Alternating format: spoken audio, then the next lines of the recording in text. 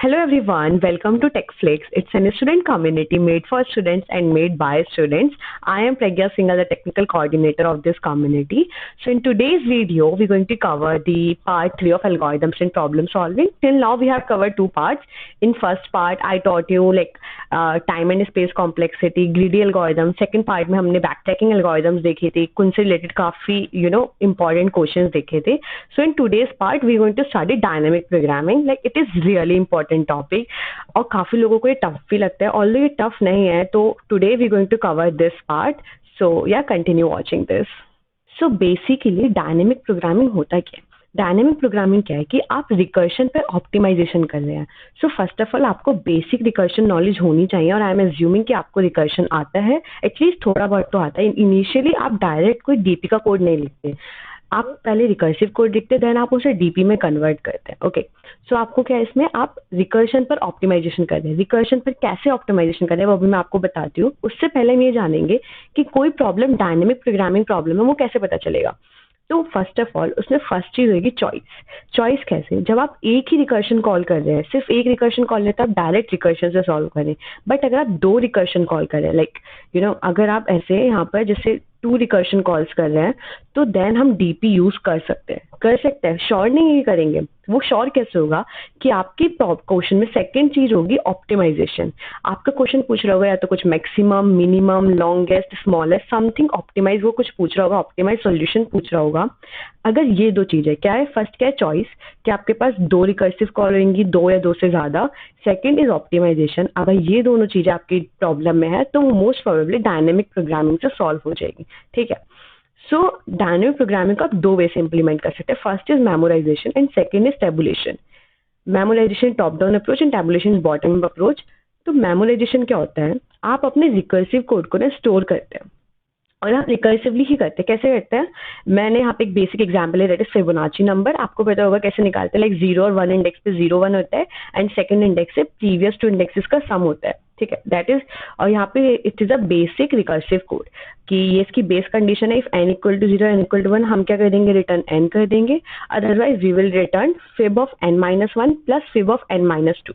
सो here आप देख सकते हैं कि 2 रिकर्शन कॉल करें. कितने करें? 2 रिकर्शन कॉल, राइट. तो this can solve with auxiliary DP. तो हम इसमें मेमोराइजेशन देखेंगे पहले. अगर मैं इसका एक रिकर्सिव ट्री बनाऊं, तो आप देखिए, मैं जब फिब 5 के लिए कॉल कर रही हूँ, तो पहले मैंने 4 कॉल करा, देन 3 देन 2, ऐसे आप पूरा ट्री देख सकते हैं. मैंने पूरा कॉल करा, तो यहाँ पर कुछ रिपीटेशन हो रहा है. अगर आप देखें 5 3 2 1 0 1 यहाँ पे कॉल हुआ, उसके बाद वो सेम यहाँ पर भी करा. क्या करा? सेम ट्री, बिल्कुल एग्जैक्ट सेम ट्री कॉल हो रहा है. तो आपका टाइम ही कंज्यूम हो रहा है, आपकी मेमोरी कंज्यूम हो रही है. ऑलरेडी हम उसे सॉल्व कर चुके हैं लेफ्ट साइड में, बट राइट साइड में वो सेम चीज कॉल कर रहा है. तो यही ऑप्टिमाइजेशन है रिकर्शन पर, जहां पर सेम चीजें कॉल होती है, हम उसे स्टोर करा लेते हैं आंसर को, then we directly return the answer instead of doing the same thing again and again. इससे हमारा टाइम बचेगा, स्पेस बचेगा. So this is the optimisation of recursion. So memorisation के लिए हम क्या करते हैं, we take an array or a vector. It depends the size or 1D array 2D array. आपको डिपेंड करता है कि आप में कितने चेंजेस हो रहे हैं क्वेश्चन में. वो अभी धीरे धीरे आपको समझ आएगा कि मैं क्या बोल रही हूँ. जैसे हम फिबोनाची नंबर निकाल रहे, तो हम n को चेंज कर रहे हैं. सिर्फ हमें एक n as a parameter given है. अगर हमें 1 पैरामीटर चेंज करना है तो एक 1D array बनाएंगे. अगर कोई 2 पैरामीटर चेंज हो रहे हैं, अभी हम आगे क्वेश्चन देखेंगे आपको पता चलेगा, तो हम 2D array बनाते.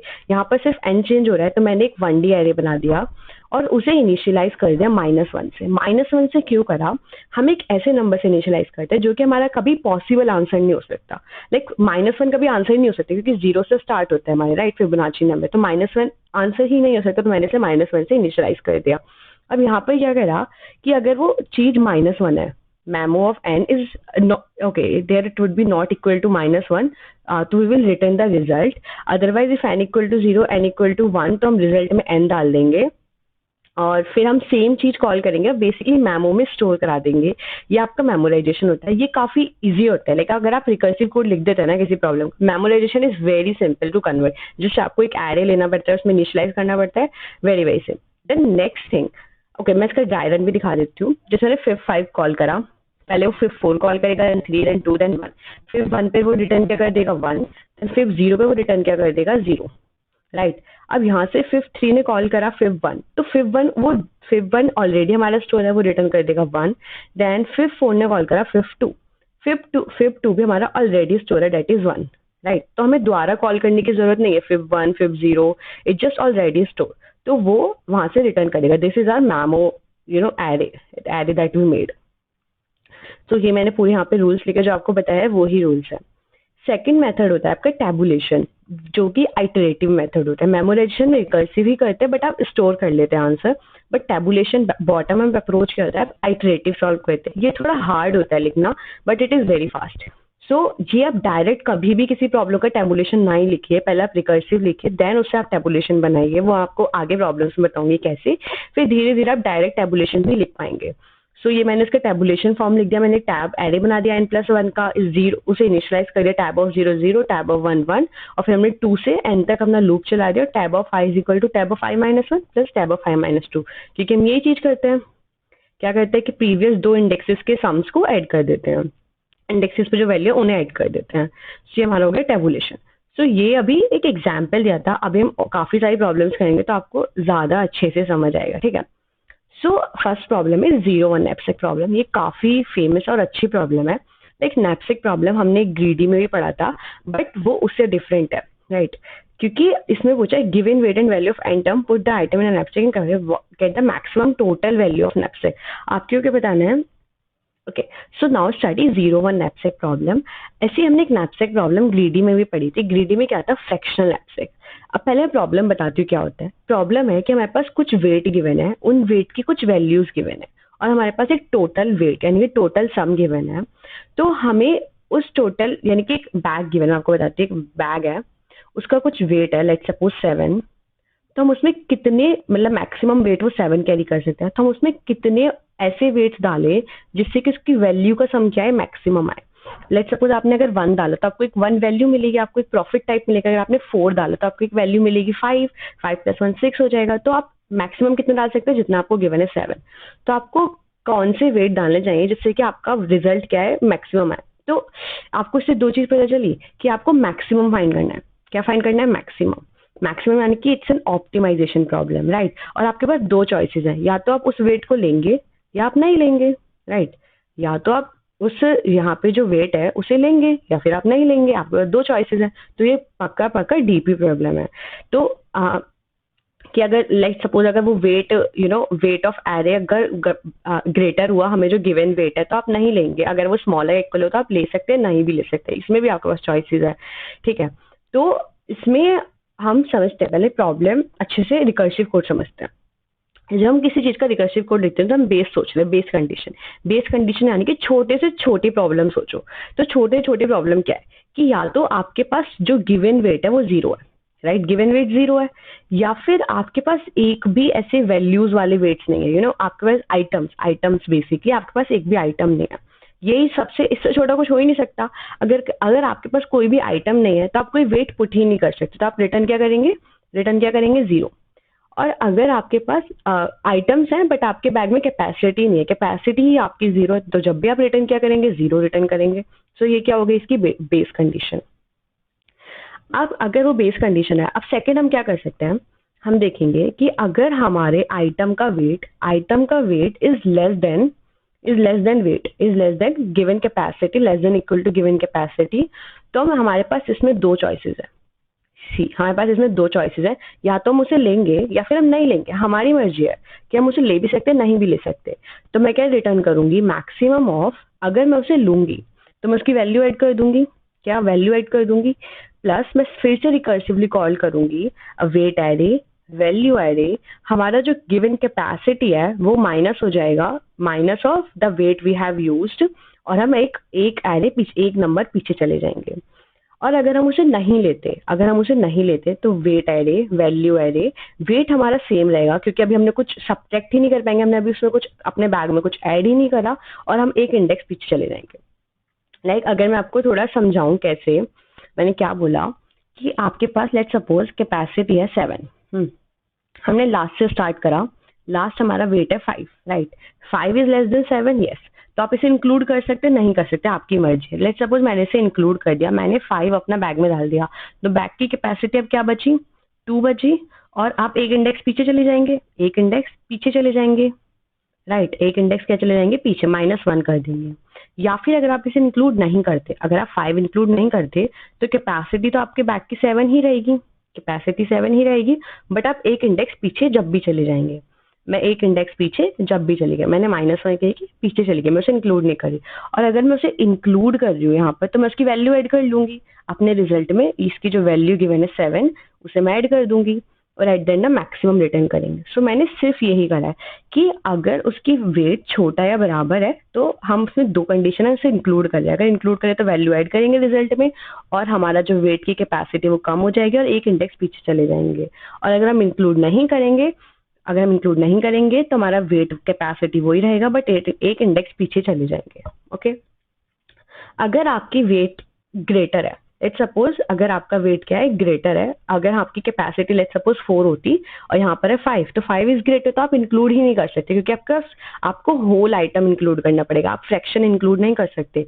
तो अगर आप उसे इंक्लूड नहीं कर सकते, तो सेम हम यहाँ लिख देंगे वेट अरे वैल्यू अरे, आपका कैपेसिटी वही रहेगा, बट आप एक इंडेक्स पीछे चले जाएंगे। क्या चले जाएंगे? एक इंडेक्स पीछे। सो ये आपका रिकर्सिव कोड है। सो आई होप कि थोड़ा बहुत समझ आया होगा। हमने इसके टेबुलेशन मेथड समझते हैं, वो काफी इंपॉर्टेंट है।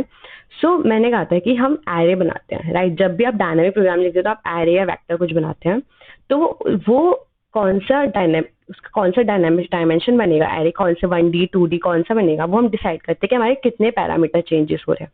सो यहाँ पर हमारे 2 पैरामीटर चेंज हो रहे हैं। एक तो जो हमें एरे गिवन है, वेट वैल्यू आइटम्स का एरे, वो चेंज हो रहा है, और एक जो हमें कैपेसिटी गिवन है वो चेंज हो रही है। तो हमारे पास 2 चेंज हो रहा है, तो हमारा एरे बनेगा 2D एरे। क्या बनेगा? 2D array. सो अब उसकी लेंथ कैसे डिसाइड होगी? हमें पता चल गया कैसे बनेगा 2D एरे।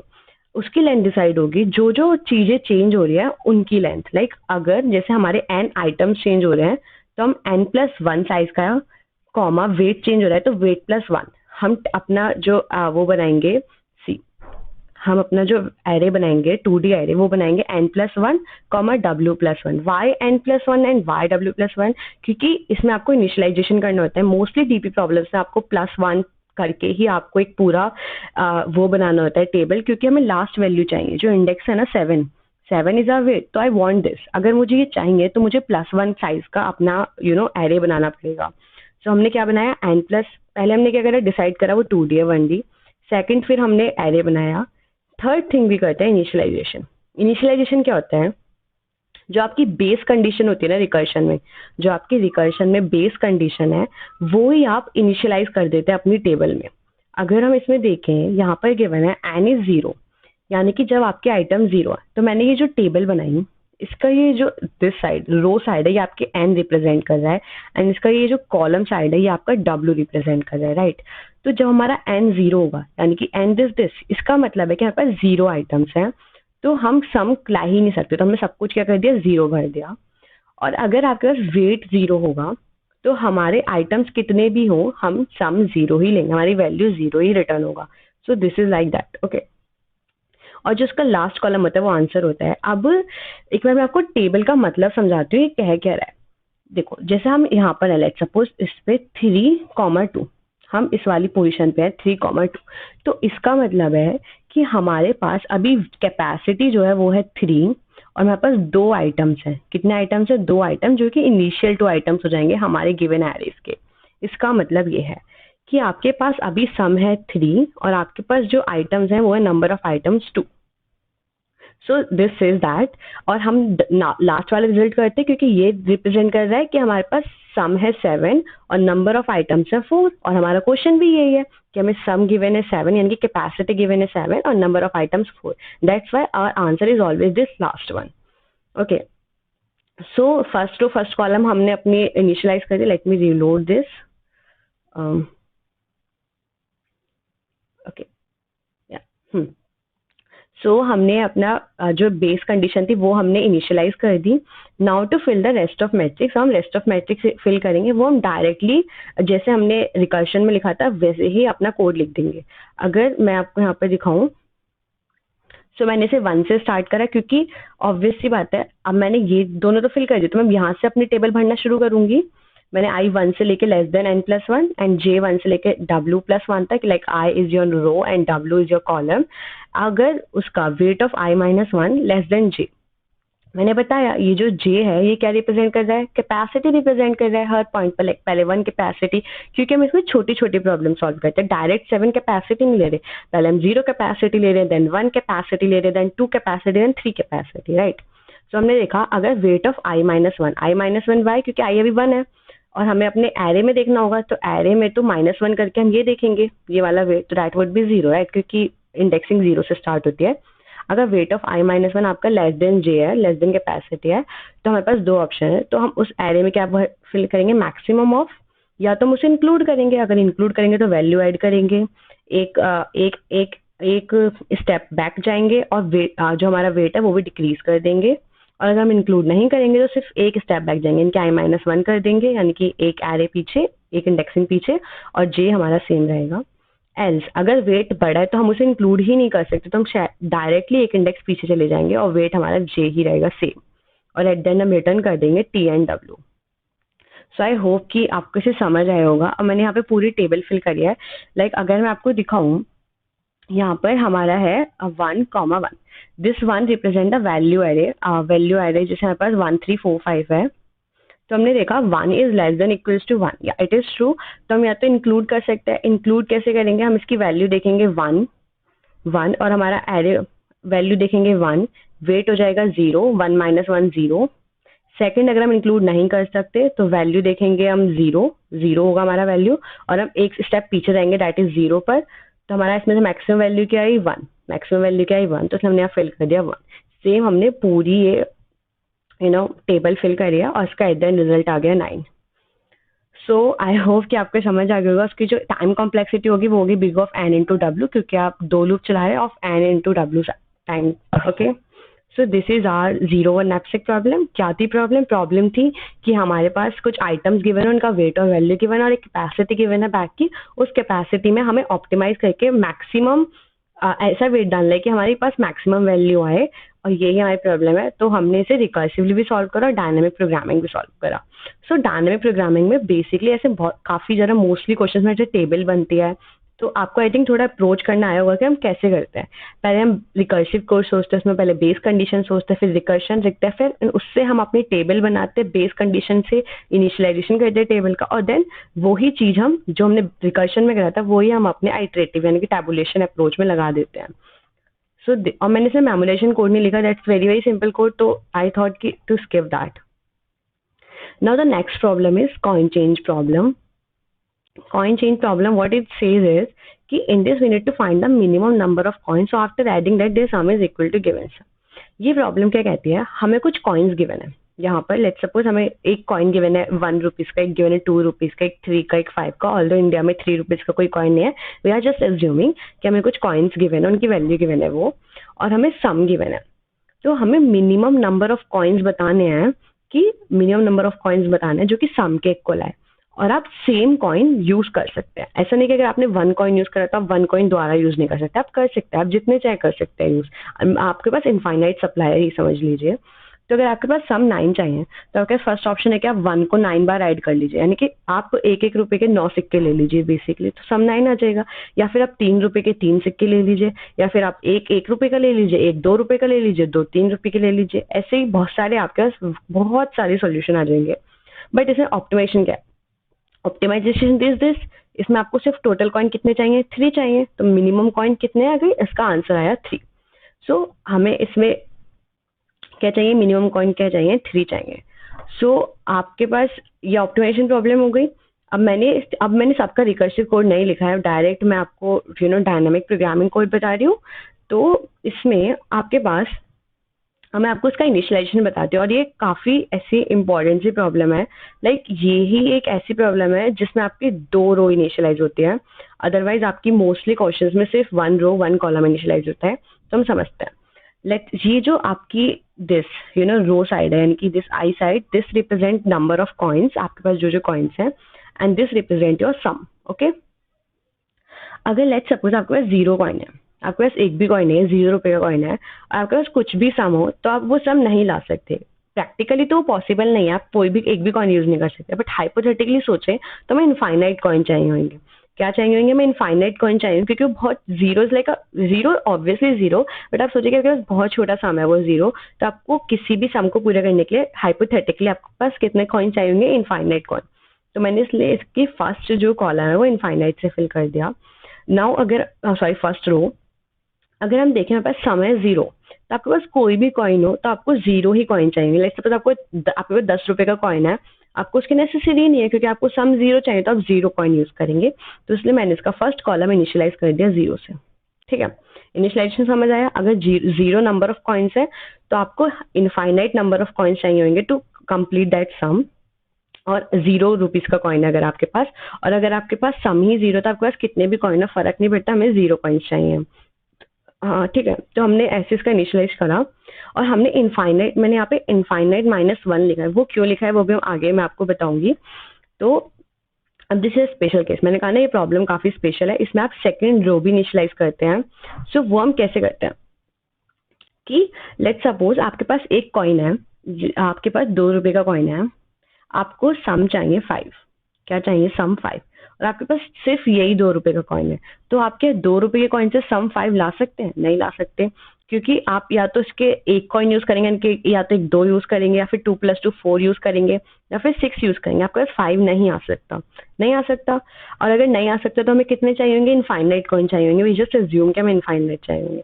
सो यही ये केस है कि हम सेकेंड रो में, हमें पता है सिर्फ इसका मतलब कि हमारे पास 1 कॉइन्स है, 1 टाइप के कॉइन है, दैट इज कुछ भी हो सकता है। तो मैंने क्या देखा यहाँ पर, लेट्स सपोज मेरे पास एक कॉइन है, 1 रुपए का कॉइन है, और मुझे सम चाहिए कुछ भी। लेट्स सपोज मुझे सम चाहिए 4, तो मैं 4 को डिवाइड करूंगी 1 से, 4 को डिवाइड करूंगी 1 से। ठीक है, जो नंबर आएगा वो आपको नंबर ऑफ कॉइन। तो उससे पहले हम चेक करेंगे कि 4% 1 = 0। लेट्स सपोज आपको 5% 2 करते हैं आप, 5% 2 यानी कि सम है आपका 5, और कॉइन जो आपका कॉइन चाहिए वो है 2 रुपए का।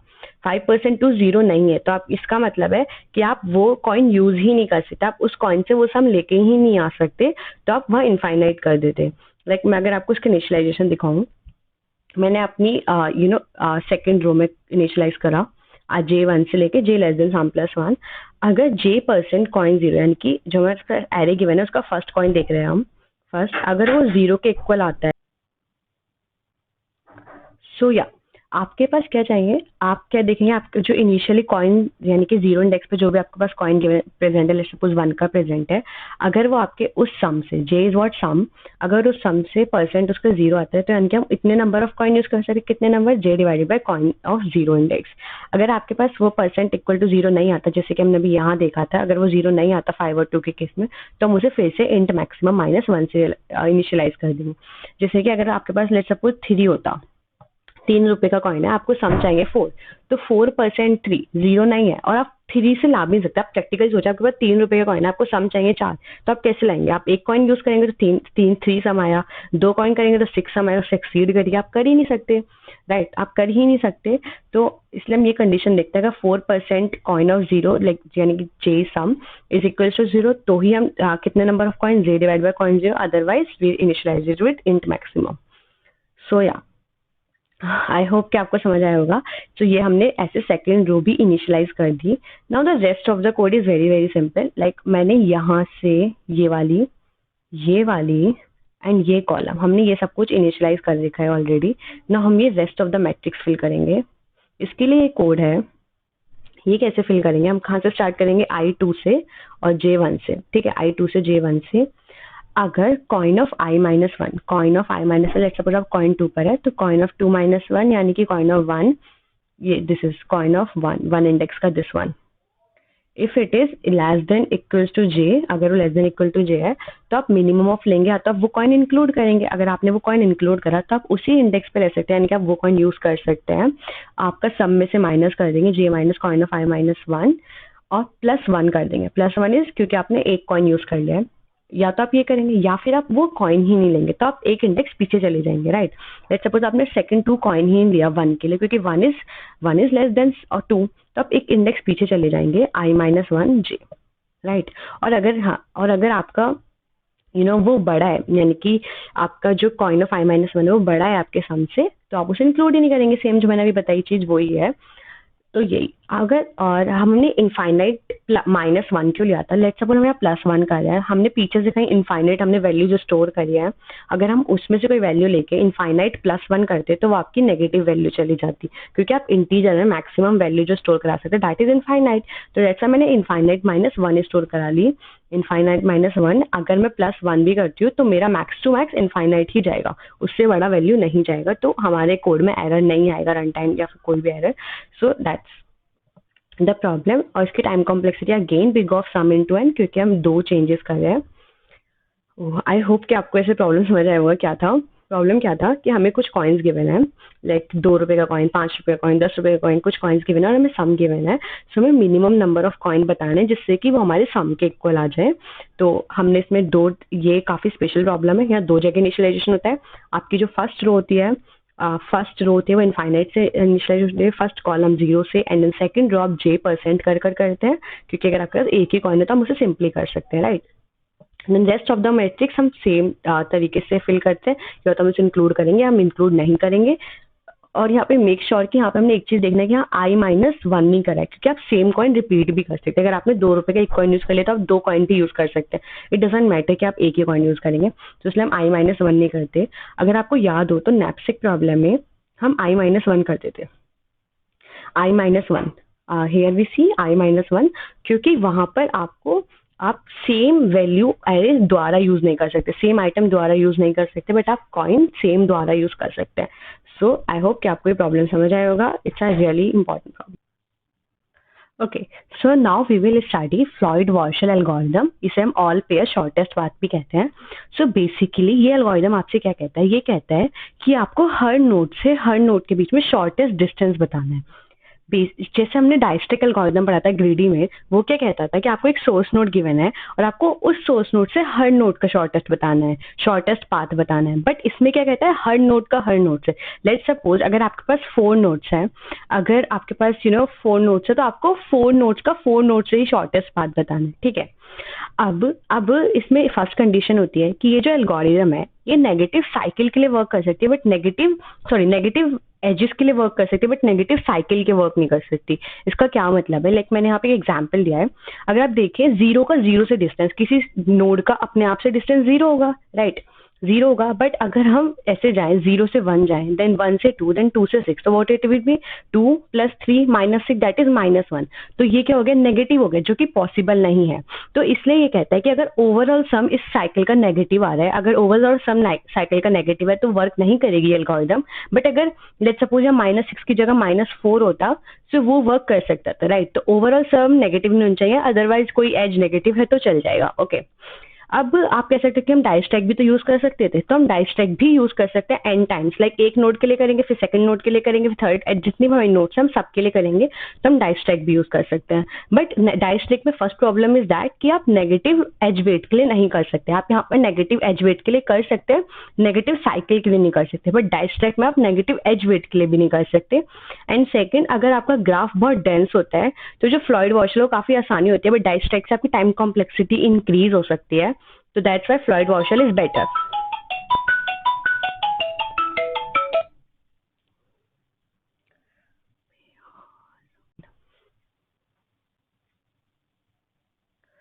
So yeah, अगर आप डाइस्ट्रैक्ट जो है, अगर आप उसे n टाइम्स यूज करते हैं, लाइक डेंस ग्राफ में यूज करते हैं, तो उसकी टाइम कॉम्प्लेक्सिटी इंक्रीज हो जाएगी। Although Floyd Warshall is better, that's why. Although अगर जनरली डाइस्ट्रैक्ट अगर आप यूज करते हैं n टाइम्स, तो उसकी टाइम कॉम्प्लेक्सिटी आएगी बिग ऑफ n³। अब हम बढ़ते हैं फ्लॉयड-वार्शल की एल्गोरिथम कैसे यूज इस्तेमाल करते हैं। मैंने आपको एक एग्जांपल दिया, यहाँ पर हमारे पास ये ग्राफ है और ये इसका मैट्रिक्स रिप्रेजेंटेशन है। तो अब हम क्या करते हैं, हम हर नोड को इंटरमीडिएट नोड लेते हैं, ठीक है। हर नोड को इंटरमीडिएट नोड लेंगे, लाइक यहाँ पर हमारे पास 4 नोड्स है, 1 2 3 4। तो पहले हम 1 को इंटरमीडिएट लेंगे, देन 2 को, देन 3 को, देन 4 को। तो अगर मैंने इंटरमीडिएट नोड लिया अभी 1, तो 1 का लेट्स अब देखिए, अगर हम देखें तो 1 का 2 से डिस्टेंस, 1 का 4 से, 1 का 3 से, जो भी डिस्टेंस है वो तो सेम ही रहेगा, क्योंकि इंटरमीडिएट नोड 1 है। तो वो हमने, जो मैंने पिंक कलर से लिखा है, वो मैंने ऑलरेडी जो हमारी मेन मैट्रिक्स है वहां से कॉपी कर दिया, लाइक 1 का 4 से लेके, और सेम यहाँ पे ये 1 की जहाँ पे 1 ये वाली में डिस्टेंस है ये भी कॉपी कर दिया। और अगर कोई नोड का किसी का अपने आप से डिस्टेंस 0 ही होगा, लाइक 2 का 2 से 0 होगा, 3 का 3 से, तो वो भी मैंने सेम ऐसे पहले ही लिख दिया, राइट, पहले ही लिख दिया। अब हम देखते हैं 2 से 3, 2 से 3, तो अगर 2 से 3 का हम डिस्टेंस देखें, 2 से 3 का डिस्टेंस है 2, राइट, बट अब हम इंटरमीडिएट नोड ले रहे हैं 1, यानी कि हम 2 से 1 देन 1 से 3 जाएंगे, तो मिनिमम लेंगे 2 से 3 कॉमा 2 से 1 प्लस 1 से 3। अगर हम यहाँ देखें तो मैंने मिनिमम लिया है डिस्टेंस ऑफ 2 से 3 कॉमा डिस्टेंस ऑफ 2 से 1, क्योंकि 1 is intermediate node, plus distance of 1 से 3, राइट। तो अब देखें डिस्टेंस ऑफ 2 टू 3 क्या है 2, डिस्टेंस ऑफ 2 टू 1 क्या है 2 to 1 is 8, 2 to 1 is 8, plus distance of 1 to 3, distance of 1 to 3 is infinity, तो मैंने लिख दिया 8 बटे इन्फिनिटी। तो उसमें से मिनिमम क्या है, मिनिमम आया 2, तो मैंने यहाँ मिनिमम 2 पुट कर दिया। सेम हम सबका निकालेंगे, डिस्टेंस ऑफ 2 से 4, डिस्टेंस ऑफ 3 से 2, हमने सबका निकाल दिया और ये हमारी मैट्रिक्स बनी। Now next time intermediate node 1 ले ली, नेक्स्ट टाइम हम लेंगे इंटरमीडिएट नोड 2।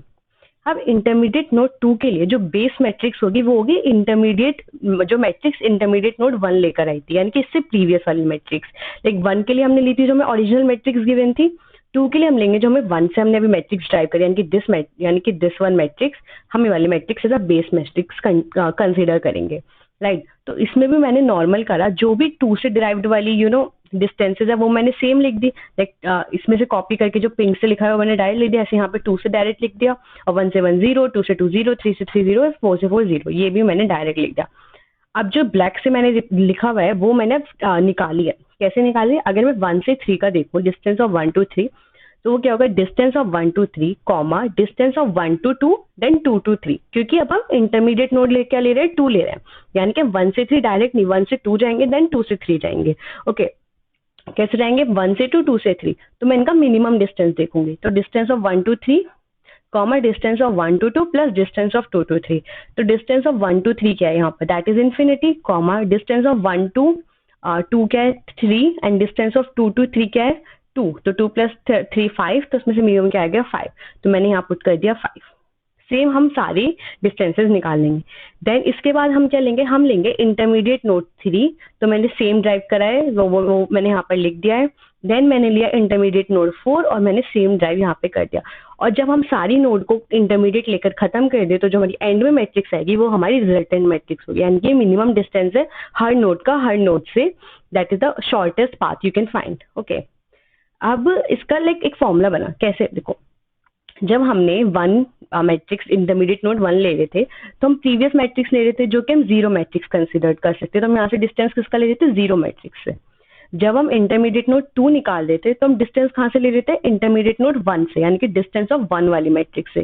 सेम जब हम 3 का निकालेंगे हम 2 वाली से लेंगे, जब हम 4 का निकालेंगे हम 3 से लेंगे। तो हमारा फॉर्मूला क्या ड्राइव हुआ कि k मैंने क्या ले लिया अपने इंटरमीडिएट नोड, अगर मैं डिस्टेंस ऑफ k निकालूंगी तो हम मिनिमम लेंगे प्रीवियस नोड के distance k minus 1 I comma j comma distance of k minus 1 I comma k, k intermediate plus distance of k minus 1 k comma j, k फिर again intermediate. समझ आया?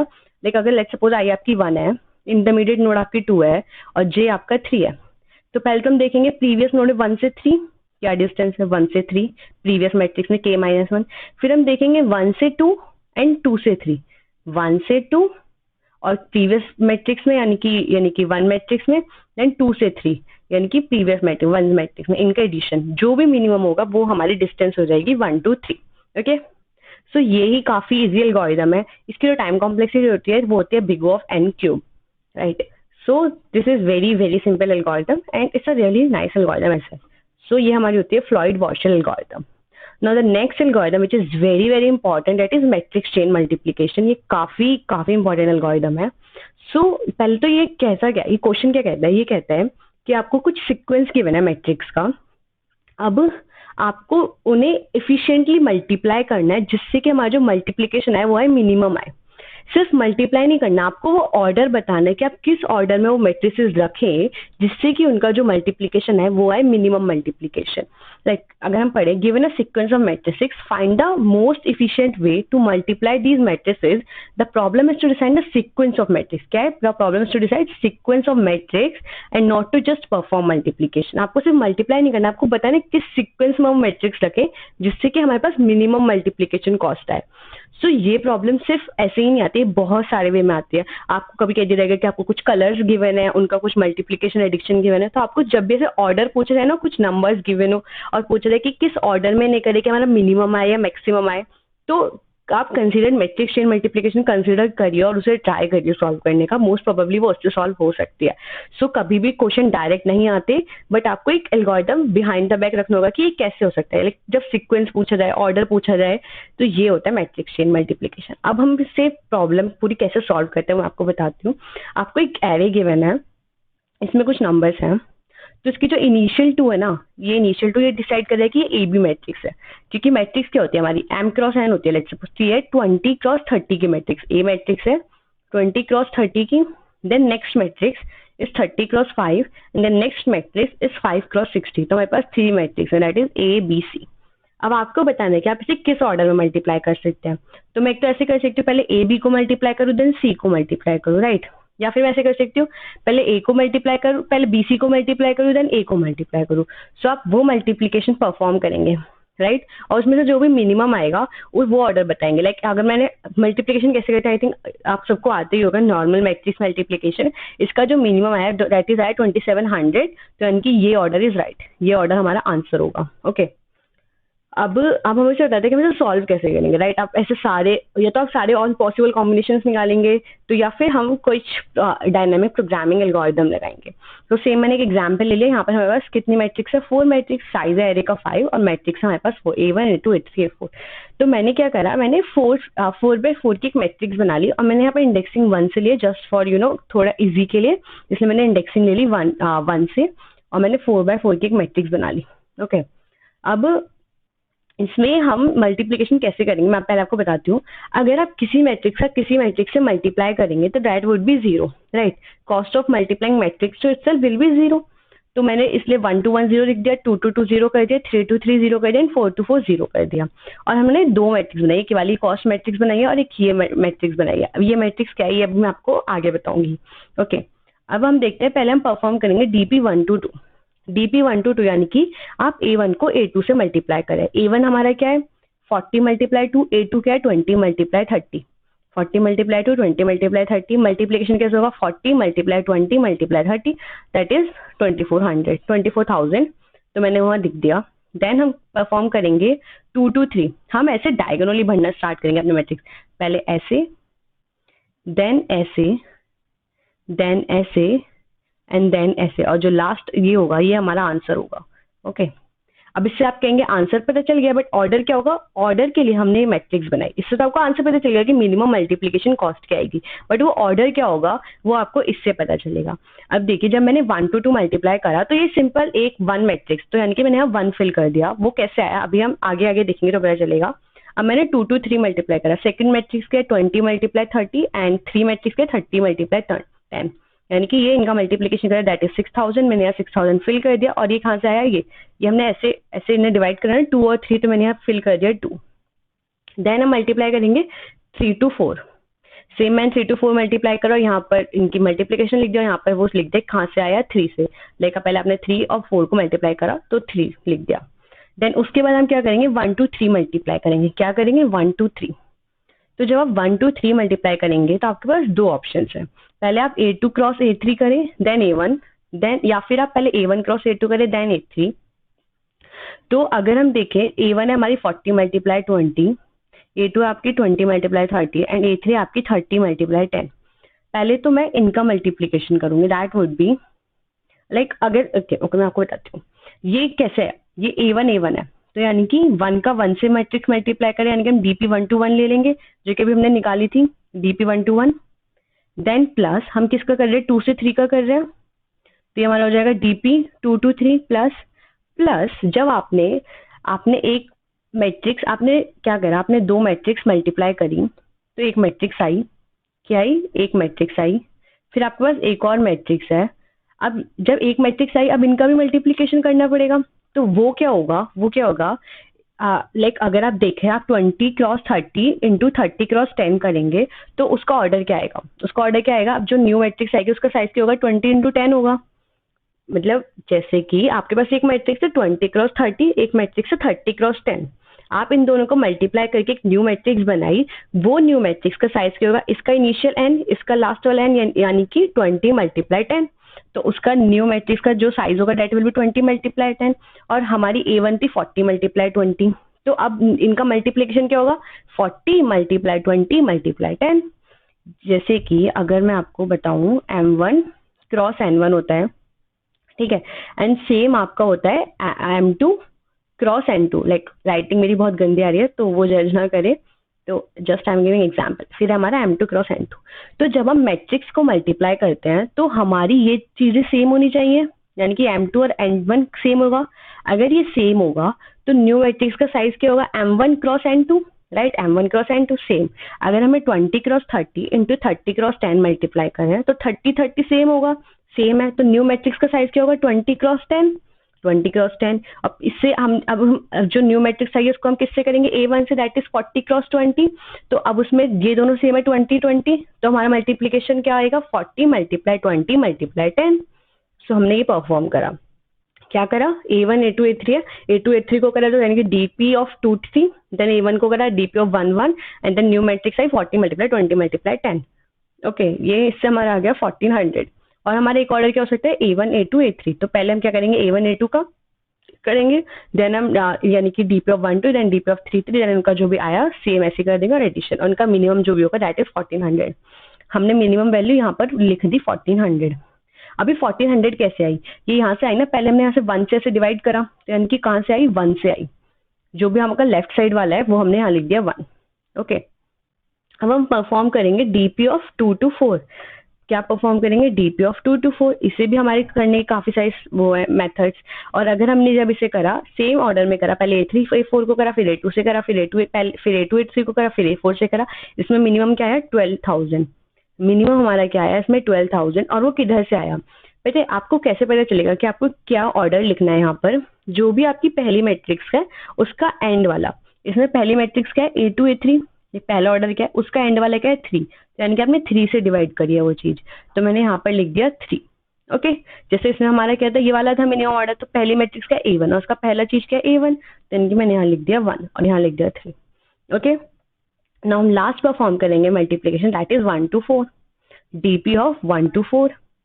तो इसमें हमारे पास A1 A2 A3 A4 है। अब हमें एक ऑर्डर पता चला, ऑर्डर क्या पता चला कि आपके पास हम एक K वेरिएबल लेंगे, K is I to J minus 1, क्योंकि देखिए इसमें K क्या है, K इज 1, J क्या है 4, तो यानी क्या 1 से लेके 3 तक K चलाएंगे। व्हाट इज K, K कैसे चलाएंगे, देखिए पहले आप क्या करेंगे, DP ऑफ IK यानी कि DP ऑफ IK यानी कि 1,1 plus DP of K plus 1 into comma J plus array of I minus 1 into array of K into array of J।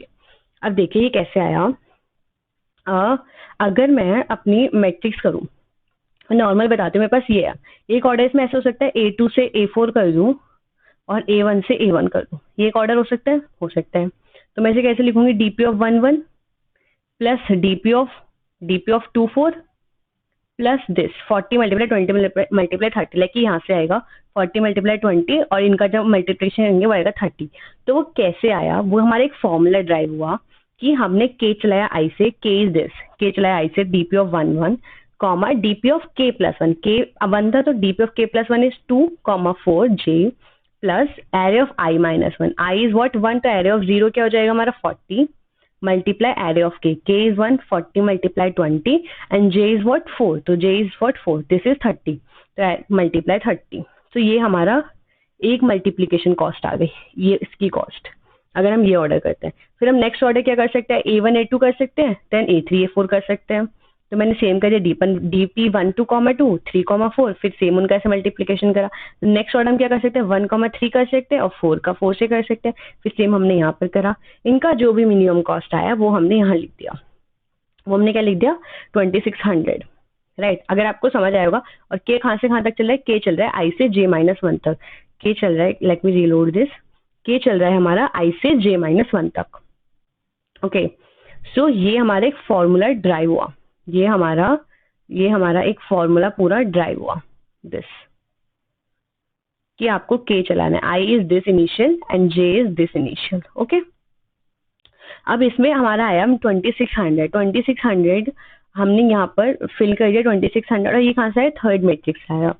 ये हमारा कहाँ से आया, लाइक हमने देखा जैसे ये हमारा लास्ट वाली से आया 1,3 और 4,4। तो फर्स्ट मैट्रिक्स कौन सी 1,3 और उसका लास्ट कौन सा इंडेक्स है, दैट इज 3। तो इसलिए मैंने वहाँ पे क्या फिल कर दिया, 3 फिल कर दिया। ओके, हमने क्या कर दिया, 3 फिल कर दिया। अब इसके बाद आपने क्या देखा कि आपकी जो मिनिमम कॉस्ट आ गई दैट इज 2600। अब आपको ऑर्डर बताना है। अब आप वो ऑर्डर कैसे बताएंगे, पहले हम लिख देंगे A1, पहले हम क्या लिख देंगे A1, फिर हम लिख देंगे A2, फिर हम लिख देंगे A3 और फिर हम लिख देंगे अपना A4।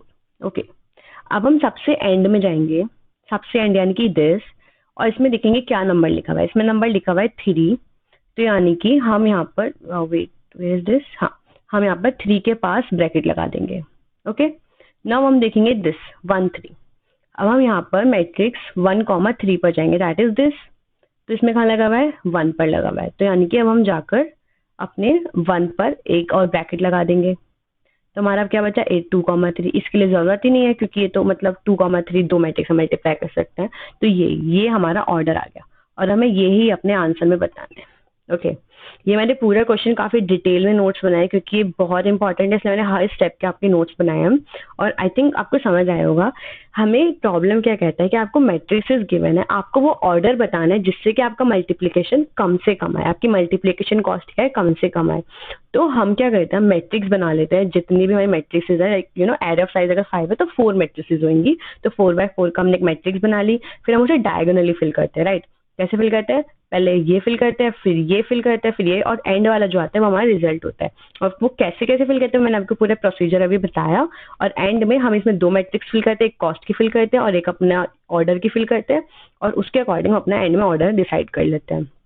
तो this is our whole matrix chain multiplication. तो उसका ये फॉर्मूला ड्राइव हो गया, minimum of i, j, i से k, dp ऑफ i, ये थोड़ा ब्लर है, k plus 1, j plus array of i minus 1 into array of k into array of j, जो मैंने अभी ऊपर लिखा था सेम वही लिखा हुआ है ये।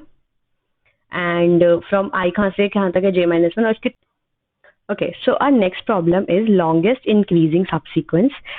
Longest increasing subsequence ये प्रॉब्लम क्या कहता है कि आपको एक ऑर्डर गिवन है नंबर्स का और आपको लेंथ बतानी है कि आपका लॉन्गेस्ट सब्सीक्वेंस। सब्सीक्वेंस का क्या मतलब होता है कि आपका ऑर्डर सेम होना चाहिए नंबर का, चाहे वो कंटिन्यूअस हो या ना हो। मतलब जैसे कि आपके पास एग्जाम्पल है 2 4, ये एग्जाम्पल है।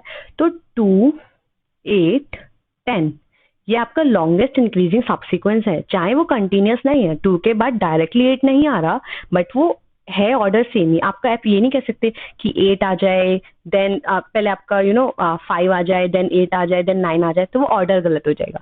तो क्या मतलब है, order has to be same चाहे वो कंटिन्यूअस हो ना हो। तो आपको लॉन्गेस्ट लेंथ बतानी है। तो लॉन्गेस्ट लेंथ, इसका जो आंसर है वो 5 है। 5 कैसे है, पहले हम इसे रिलोड कर लेते हैं एक बार। तो इसका आंसर हाँ, तो इसका आंसर 5 कैसे है, आपकी हो सकती है 2 4 8 9 10, ये आपकी लेंथ हो सकती है। देखिए सारे इंक्रीजिंग ऑर्डर में, पहले 2 फिर 4 8 9 10, और चाहे कंटिन्यूअस होना हो बट इंक्रीजिंग ऑर्डर है और ऑर्डर भी सेम है। सेम यहाँ पे ये भी हो सकती है 2 4 5 9 10, 2 4 5 9 10, सी ऑर्डर सेम है, इंक्रीजिंग भी है और कंटिन्यूअस होना हो कुछ फर्क नहीं पड़ता। राइट, सो ये हमारी प्रॉब्लम है। तो उसका ब्रूट फोर्स होगा कि आप सारे पॉसिबल सीक्वेंस निकालें और फिर उसमें से अपना मैक्सिमम लेंथ ढूंढ लीजिए। तो उसके टाइम कॉम्प्लेक्सिटी जाएगी बिग ऑफ 2 की power n, that is exponential.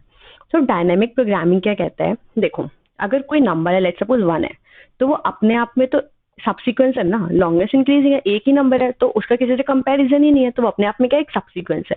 तो मैंने सब नंबर को अपने एक लेंथ का मान लिया। राइट, तो मैंने एक लेंथ एरे डिफाइन करा और उसे इनिशियली 1 से इनिशियलाइज कर दिया, क्योंकि हर नंबर अपने आप में एक लॉन्गेस्ट इंक्रीजिंग सब्सीक्वेंस है।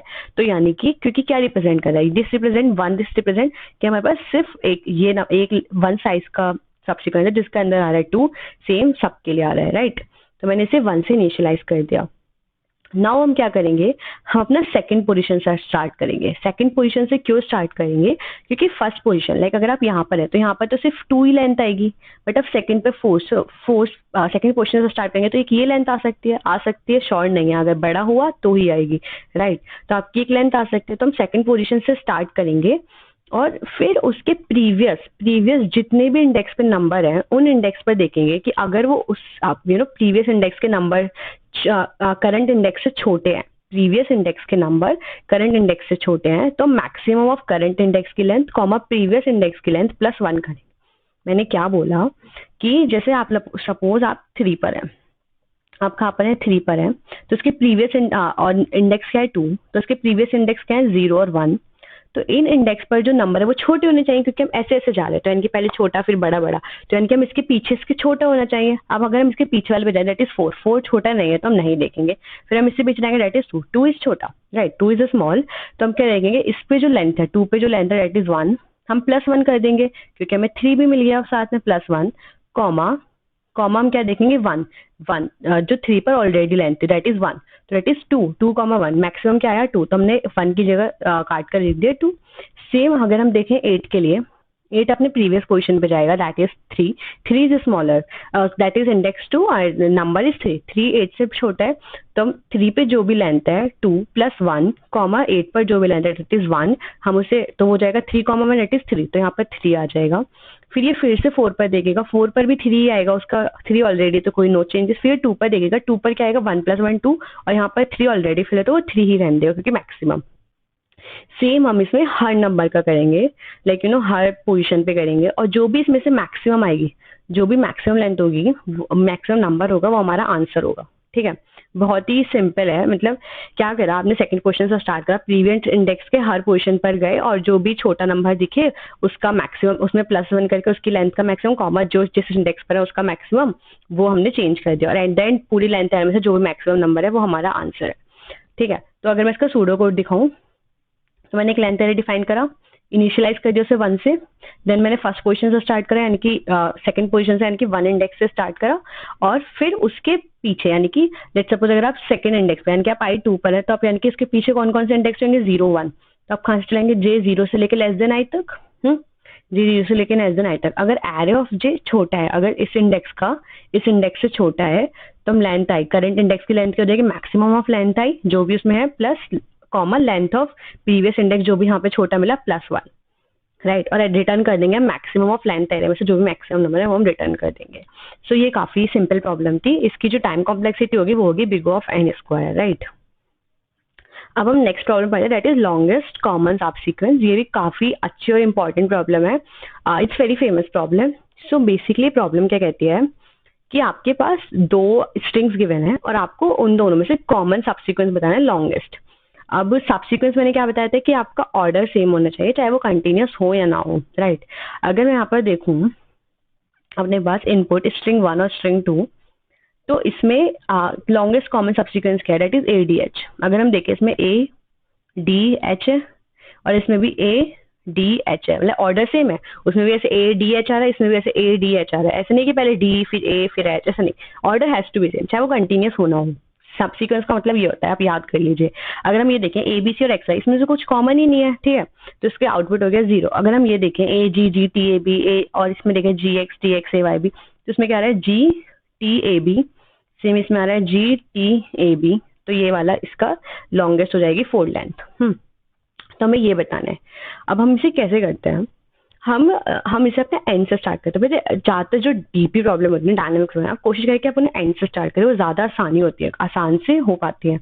सो हम क्या करेंगे कि हम अपनी स्ट्रिंग पास कर देंगे दोनों और उनकी लेंथ पास कर देंगे। अगर लेट्स सपोज अगर आपकी कोई स्ट्रिंग की लेंथ 0 है और किसी की कुछ भी है, तो उनमें कॉमन क्या होगा, कॉमन इज 0, राइट। तो हमने वही अपनी बेस कंडीशन होगी हमारी कि अगर m0 या फिर n0 कोई सी भी 0 है तो हम रिटर्न कर देंगे 0, राइट। अगर फिर हम एंड से स्टार्ट करेंगे, यानी कि लेट्स सपोज हम इस वाले नंबर पर हैं और इसके इस वाले नंबर पर हैं, अगर ये दोनों सेम है, अगर ये दोनों सेम है तो हम +1 करके एक पीछे चले जाएंगे। क्या बोला मैंने कि अगर लास्ट के दोनों कैरेक्टर्स हमारे सेम होते हैं तो हम उनमें प्लस कर देंगे, क्योंकि हमें एक एक्स्ट्रा मिल गया, यानी कि हमें एक वो मिल गई, लेंथ मिल गई। लेट्स सपोज अगर ये सेम है, ये सेम नहीं है, तो हम +1 करेंगे और एक पीछे चले जाएंगे, दोनों से एक स्टेप पीछे चले जाएंगे, राइट। एक स्टेप क्या चले जाएंगे पीछे। जैसे कि हम इसमें देखें B भी सेम है, तो इनकी एक लेंथ मिल गई हमें, तो हमने 1 + I-1 J-1, तो हमने m माइनस में n माइनस में कुछ भी, तो मैंने क्या करा 1 प्लस और फिर से हमने रिकर्सिवली कॉल करा फॉर प्रीवियस लेंस, राइट। और अगर वो सेम नहीं है, राइट, अगर वो सेम नहीं है तो हम क्या करेंगे, हम पहले एक पीछे जाएंगे, यानी कि हम C से पीछे जाएंगे और इसका यहीं से रहेंगे, और एक बार हम Y से पीछे जाएंगे और इसका यहीं रहेंगे, और इनमें से जो भी मैक्सिमम लेंथ आएगी वो देखेंगे, राइट। तो मैंने क्या करा, एक बार मैं स्ट्रिंग 2 से पीछे चली गई, एक बार मैं स्ट्रिंग 1 से पीछे चली गई, जो भी मैक्सिमम आएगा वो हम रिटर्न कर देंगे। सो ये हमारा क्या है, इसका रिकर्सिव कोड है, और इसकी जो टाइम कॉम्प्लेक्सिटी है वो है बिग ऑफ 2 की पावर n। तो अगर मैं इन दोनों का देखूं, ax y z और b रन, एक यहाँ पे पूरा ड्राई रन करा है, तो अगर हम इन दोनों को देखना शुरू करें पूरा, तो हम यहाँ पे देखेंगे काफी ज्यादा रिपीटिशंस आ रहे हैं। जब रिपीटिशंस आते हैं तो हम डीपी बनाते हैं। लाइक अगर आप देखेंगे ax b, this is overlapping, right, this is overlapping with one of the sub problems as well। like यहाँ पर ये overlap हो रहा है EXB, तो ये काफी ऐसे तो EXB जो है वो यहाँ से भी कॉल हो रहा है, देन आपका यहाँ से भी कॉल हो रहा है। मैंने एक जगह ही लिख दिया तो ये ओवरलैपिंग प्रॉब्लम है, ऐसी काफी सारे ओवरलैपिंग प्रॉब्लम आएंगे, तो इट्स बेटर कि हम डीपी यूज करें और उससे हम स्टोर कर ले अपने कोड को। सो अगर ओवरलैपिंग है तो हम रिकर्शन की जगह मेमोराइजेशन भी यूज कर सकते हैं, टैबुलेशन भी यूज कर सकते हैं। अगर मैं मेमोराइजेशन यूज करूँ, मेमोराइजेशन वेरी सिंपल, मैंने यहाँ पे 2 पैरामीटर चेंज हो रहे हैं, पहले स्ट्रिंग 1 की लेंथ, स्ट्रिंग 2 की लेंथ, तो मैंने 2D एरे का वो बनाया, उसे -1 से फिल कर दिया। अगर वो -1 के इक्वल नहीं तो वो रिटर्न कर देंगे, अदरवाइज 0 जो बेस कंडीशन है वो हमने करा फिल कर दिया। Same like very very simple. Memorisation आपको पता है कैसे करते हैं, आप एक बार कोड के थ्रू देख लीजिएगा। अब हम करेंगे इसका टैबुलेशन। तो टैबुलेशन में हमने बेसिकली क्या करा, हमने एक टेबल बना the same 2D array of length इनकी जो है, जैसे कि अगर हमारी 4 और 3, तो हमने 4 + 1 और 3 + 1 यानी कि 5/4 का हमने डीपी मैट्रिक्स बना दी।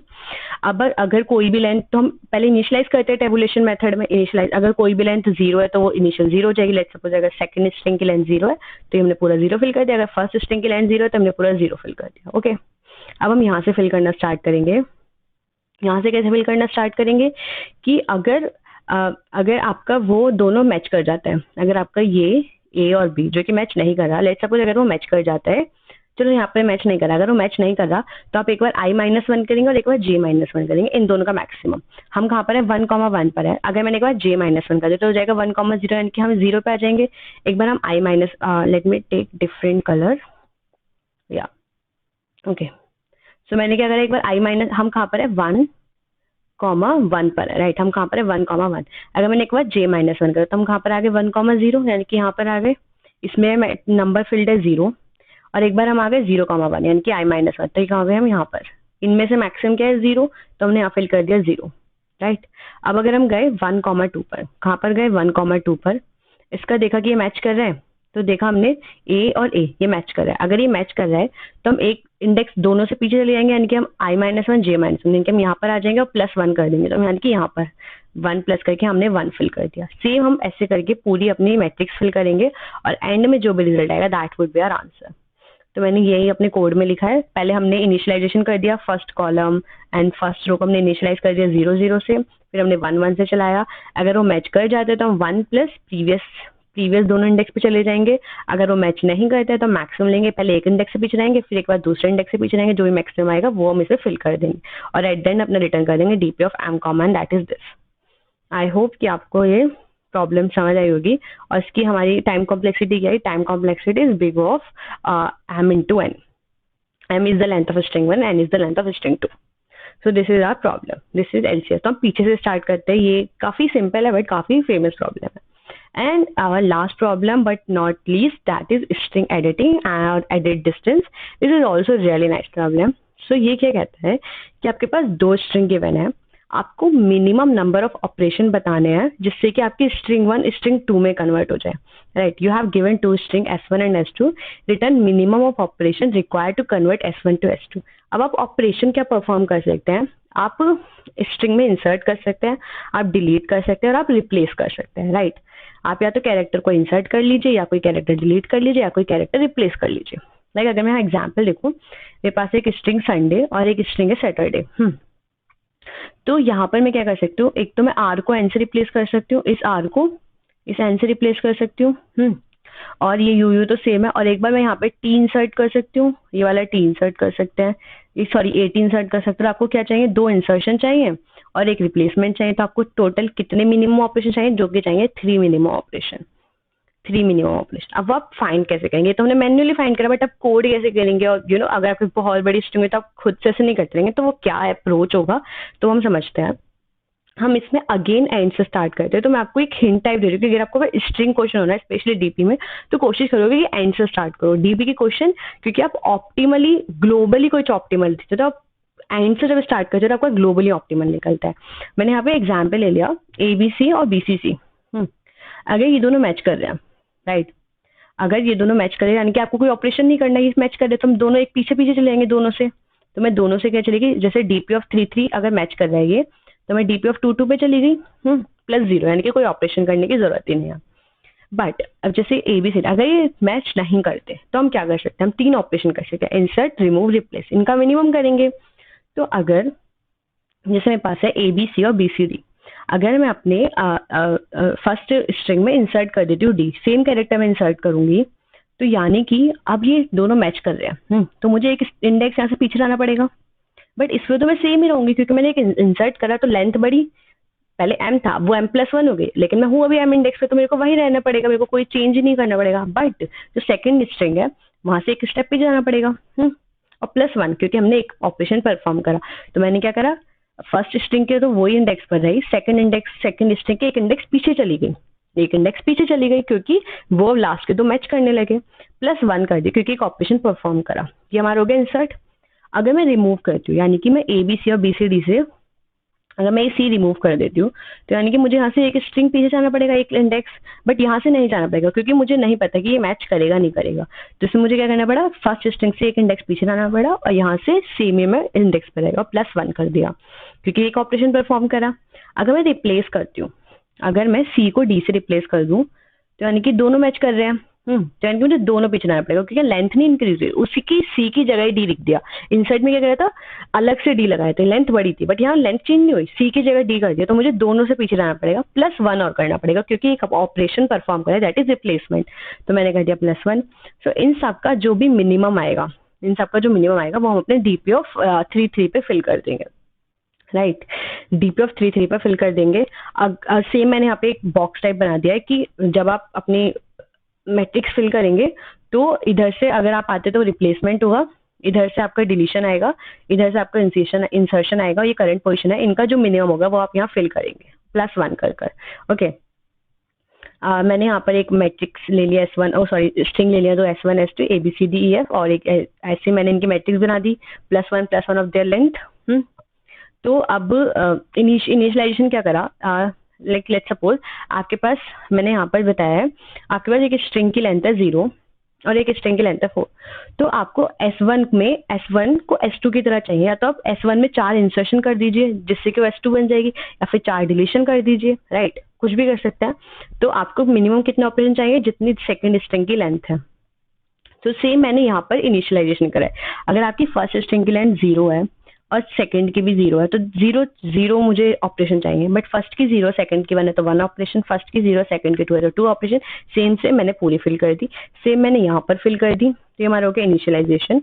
देन हमने इसे फिल करना शुरू करा। अब हमने देखा ए ये मैच कर रहे हैं, तो हम प्रीवियस पे जाएंगे, प्रीवियस इंडेक्स यानी कि यहाँ से जाएंगे, और +0, तो ये 0 था, 0 + 0 0।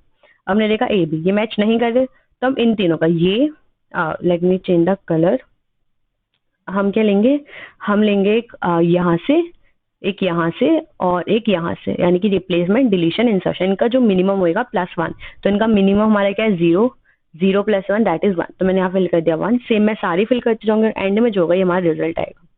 This is what are result. Okay, और इसकी जो टाइम कॉम्प्लेक्सिटी होगी that is big of M×n।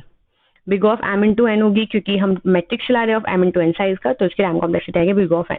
I think समझ आएगा ये क्या कहती है। कहते बहुत से लोगों को कंफ्यूजन होता है कि ये उन्हें पता होता है कि रिप्लेसमेंट यहाँ से आ रहा है, डिलीशन यहाँ से, इंसर्शन यहाँ से, बट वो कैसे आ रहा है वो बहुत जरूरी है, क्योंकि हमें कोड रटना नहीं है, सिर्फ हमें समझना है, क्योंकि कभी भी प्रॉब्लम सेम नहीं आती, you just get the variations of the problem. तो आपको अंडरस्टैंड करना पड़ेगा कि उसके बिहाइंड द लॉजिक है। तो ये पूरा बिहाइंड, ये काफी इंपॉर्टेंट है कि वो कैसे हुआ, इंसर्शन कैसे हुआ। जब मैंने एक लेंथ उसमें एक कैरेक्टर डाला तो लेंथ बढ़ी, बट इंडेक्सिंग तो एक प्रीवियस पीछे ही वाला है, तो हमें वो चेंज नहीं करना पड़ेगा, सेकंड का चेंज करना। ऐसे ऐसे ये काफी इंपॉर्टेंट है आपको लॉजिक समझना।